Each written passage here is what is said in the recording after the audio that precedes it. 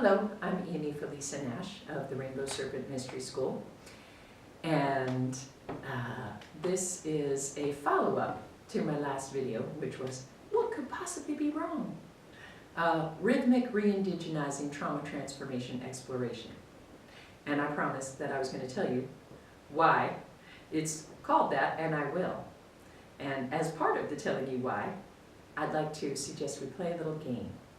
Okay, because the trauma transformation method that Rainbow Serpent, as well as a lot of other beings, have taught me is about play.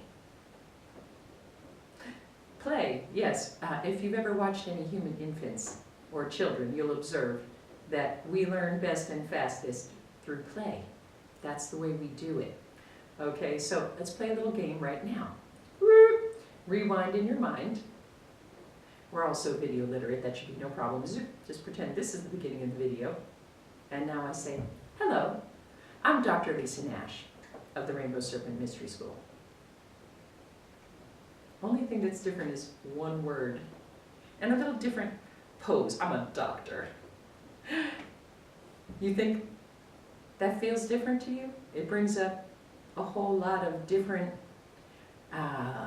movements in your body, gestures of either more receptivity, less receptivity, because, oh, she's a doctor.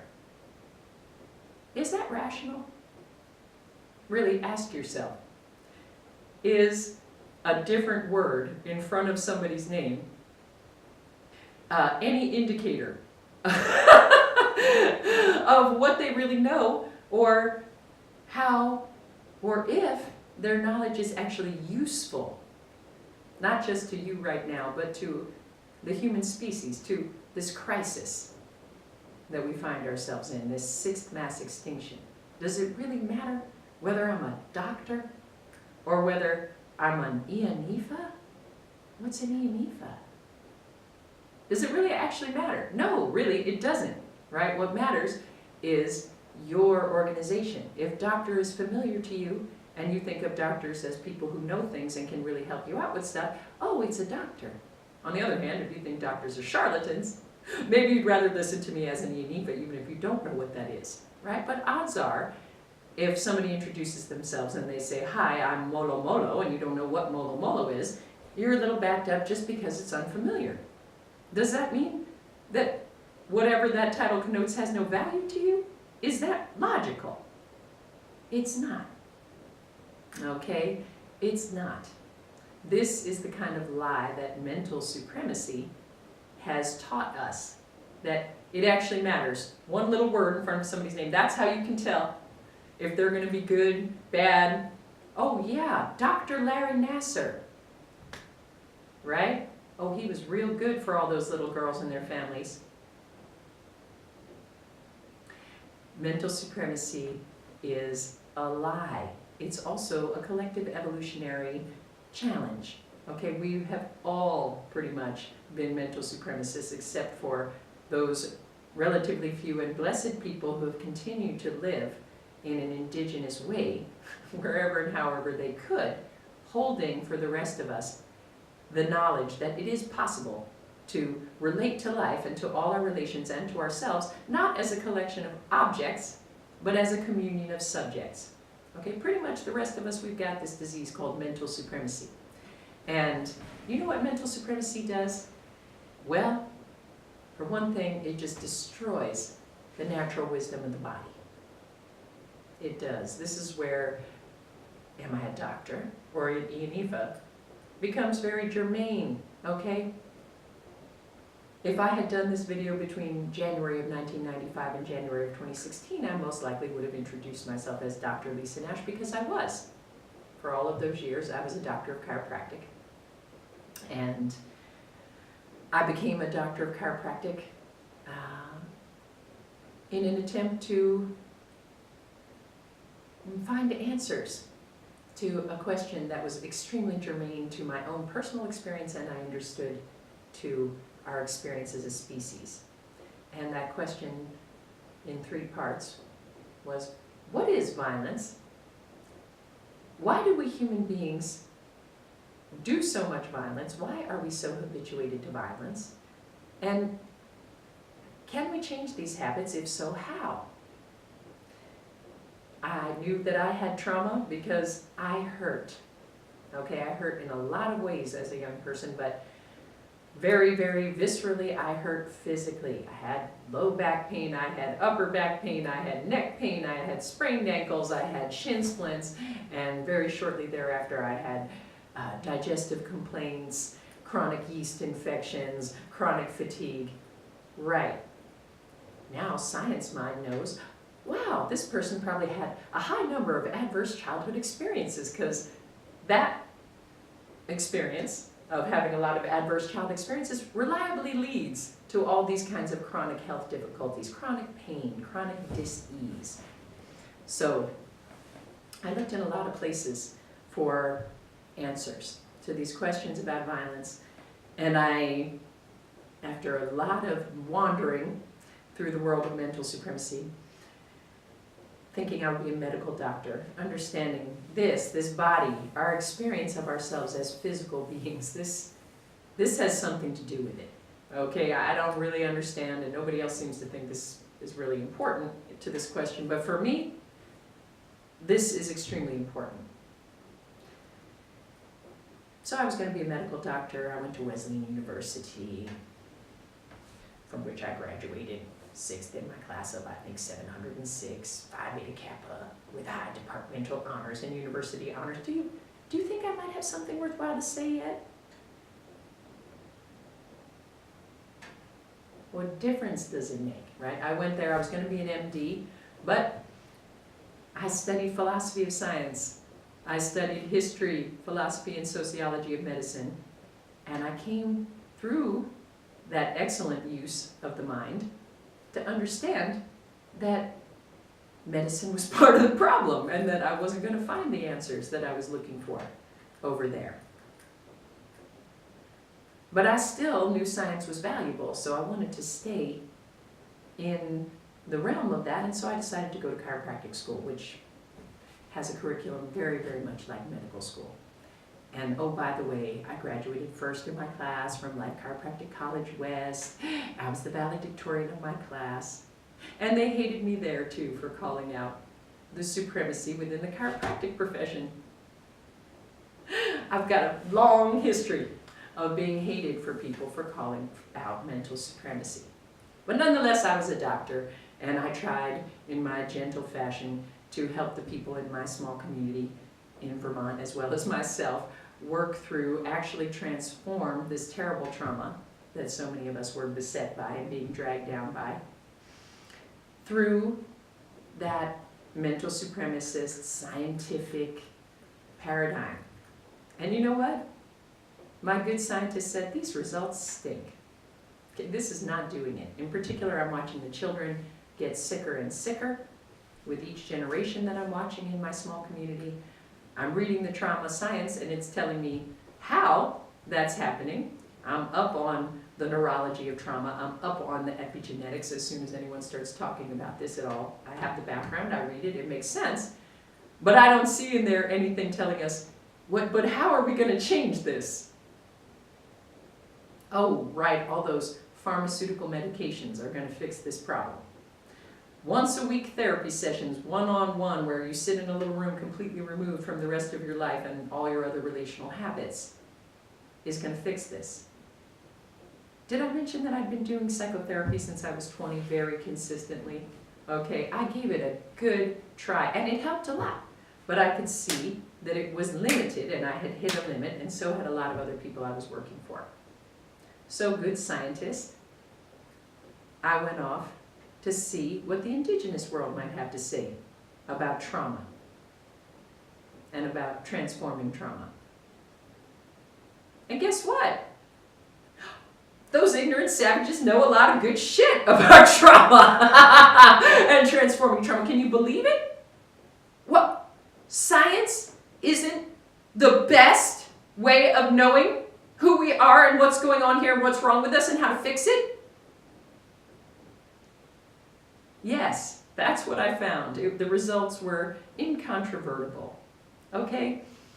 And yeah, it was obvious to me as soon as I started to weave these things into my nice little country doctor primary holistic care practice in the second whitest state in the country, that there were problems.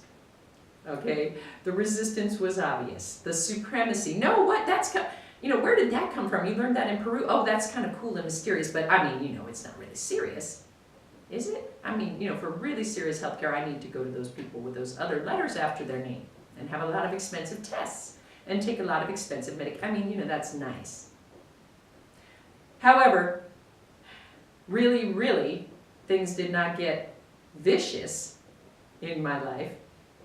Did not go to the point of people saying, Lisa Nash is a cult leader. Rainbow Serpent Mystery School is a cult! Those students over there, they're just cult followers. They're being led around by that terrible, powerful, awful, angry woman. Until I got initiated in 2 West African traditions starting in 2012. Do you think this is a coincidence? Suddenly, because I decide that, counseled by my allies in these spiritual traditions, to give up my Doctor of Chiropractic license in 2016 because I now understand that the usual and customary professional constraints are actually in the way of transforming trauma. They not only do they not help, but they actually do harm. Well, okay, chiropractors don't take the Hippocratic Oath, but anybody who actually cares about helping people probably, feels the resonance of first do no harm. Am I going to continue to keep my license because it gives me professional privilege when I now know that the way that profession calls me to interact with the people I'm supposedly helping is actually harmful to both them and to me? No, I'm not going to. I'm not going to. Oh, well, I guess they just sucked all that knowledge that you used to have as a doctor right out of you. As soon as you gave up that, standing with the state, you're not a doctor anymore, you're just a freak. You're a cult leader! I'm not saying anything different than I've been saying for the last 23 years. I'm just saying it in different language. I'm saying it in ways that include more of our senses.